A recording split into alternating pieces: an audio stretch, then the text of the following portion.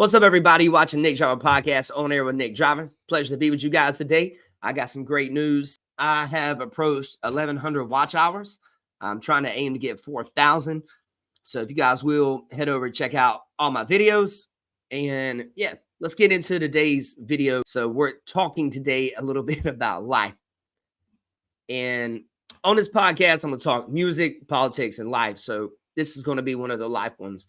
So when I was growing up, my family was born tobacco, and it's the hardest job I ever had in my whole entire life. It was a fulfilling one, but it was the hardest thing hardest job I ever had. We would get up around 5:30 in the morning. We were small farmers out of Zebulon, North Carolina. My dad, depending on the year, anywhere between 10 to 12 acres of tobacco that we were renting land from different people in the community. And then we would plant tobacco there. And, at the end of the year, that person would get a percentage of the final amount. And then dad and mom would take their cut and pay everybody and whatnot. So we would get up about 5:30 in the morning. And the entire crew was people I grew up with, Eric Driver, Ben Hokett, my brother, Kevin, depending on what year it was, we had different crews the entire time. Well, we would get up because I was riding around with my mom at the time. She had to go pick everyone up because we were younger. Nobody really had their, I don't think, licenses at the time. Maybe so. We eventually got our license, but, when I was younger, we did this. So we would all ride in the car, and my mom would cook breakfast in the mornings, and we would eat, and then we'd get in the car and ride around and go pick everyone up. We'd get to the field and maybe start, I don't know. I'd have to talk to her. I'm going to do another podcast about this next week. But, we'd get there maybe 7:15. And then we would take the tractors down to whatever field we were working. And we'd get down there, and everybody would normally put on a rain suit at the time because it's normally really damp that early in the morning. So we'd put on a rain suit so you're not wet the whole day, but it's still summertime. We're talking about late May, early June. You're born in until October or so. North Carolina heat summer. It's nice and cool outside. So we would do that, and we'd get there, and my dad and mom, we would have they would give us a break in the morning, like a 10, 15-minute break in the mornings, and then 10, 15-minute break in the afternoons, and we'd have like an hour at lunch or so. We did anywhere from 12, 13-hour days. We were born in tobacco, so you're out in the heat that long. It builds a lot of relationships over time, and a lot of the people that I born tobacco with, I'm still friends with till today. We're all pretty loyal to each other, man. We're a small town community, but it was hard, and I'm not particularly talking about sheeting tobacco today, but just, dipping everybody's toe in what this was kind of like at the time, So we would get together, and we'd start early in the morning, go late into right before nightfall or so. And while we were out there, you would be underneath the tobacco plant. My dad had built his harvester, and I'll see if I can pull a picture up on here so you guys can see it. But my dad built a harvester, and so you have 4 people that were what's called priming. So you had a tractor pulling the harvester, and then there's 2 wings off of it, and the person sitting in between 2 rows of tobacco on each side. So you had a guy driving the tractor or girl driving the tractor. You had normally 2 people that were doing what's called laying on. And then you had 4 people priming. You had 1 person racking. And then you normally had 2 people that were going back and forth to the barn. We had a small crew, so this is what we were doing. And then they were like loading racks into the barn. And I'm probably getting ahead of myself here, but basically what the process was, okay, so you get on the harvester. If you're priming, you're underneath the leaves, like you're at the bottom. The person on the inside would take the left row or right row, and then the person in the back would take the opposite row.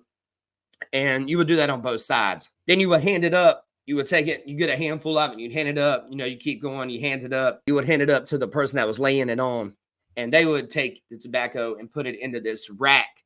So there's this silver rack that doesn't have a top on it yet. And there's this turntable.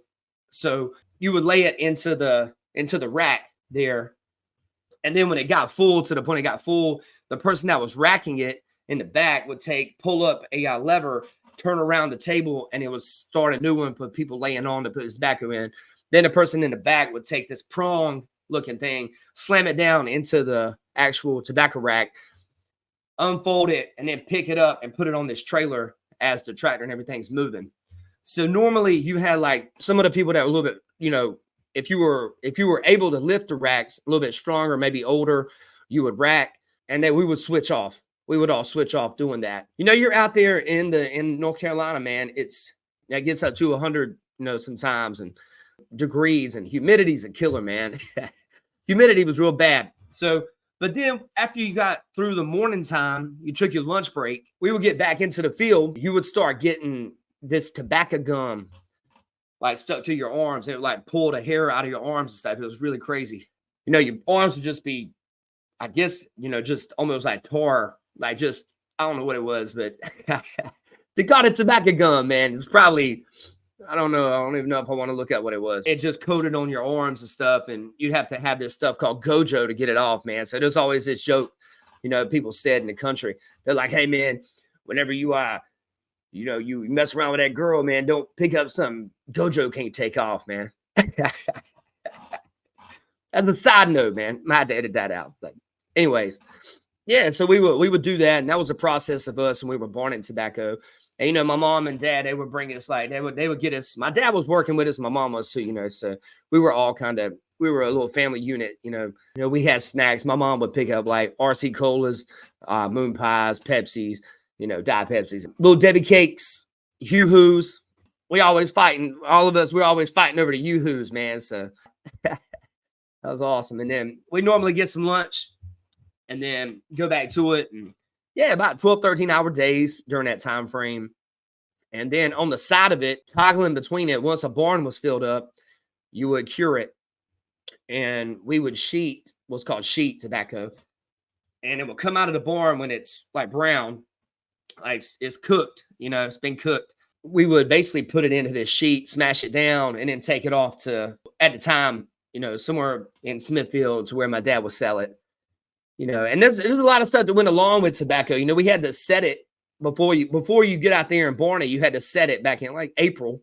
So it would be like you'd have these 4 people sitting together, and you'd be behind a tractor, like there's a tractor pulling you, and you're kind of facing in the opposite direction.